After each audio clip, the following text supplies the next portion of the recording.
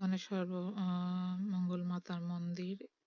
ভেতরটা যাই দেখতেই পাচ্ছেন লোকজন তাদের কাজকর্ম করছে। আজকে সম্ভবত কোনো পূজা ছিল সনাতন ধর্মের লোকেদের, যার কারণে তিনারা একটু ব্যস্ত ছিল। এর পাশেই আছে আর একটা মন্দির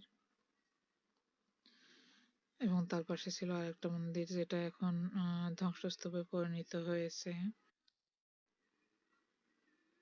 এর ভেতর দিয়ে আমরা বের হয়ে আসি আরেকটা মন্দিরের সামনে। পাশে ডান পাশে ছিল এখানকার যারা পূজা অর্চনা করে তাদের আবাসস্থল আবাসস্থল বা পূজারি। পূজারি কি বলে ওনাদের আমার সঠিক জানা নেই। এবং তার ডান পাশে ছিল আরেকটা বড় মন্দির। এখানে সবসময় পূজা অর্চনা এবং বিভিন্ন ধরনের কীর্তন গাওয়া হয়, যার কারণে এখানে একটু পরিষ্কার পরিচ্ছন্ন রাখা থাকে সব সময়।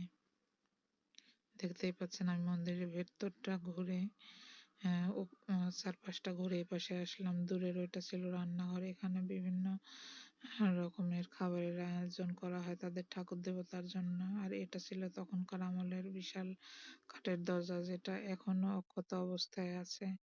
আর এই সাইডটা ছিল ছোটখাটো একটা বারান্দা এবং এই পাশে সুপ্রশস্ত এবং বিশাল বারান্দা। উপরে সিলিংটাও তখনকার আমলে নির্মিত কাঠ দিয়ে।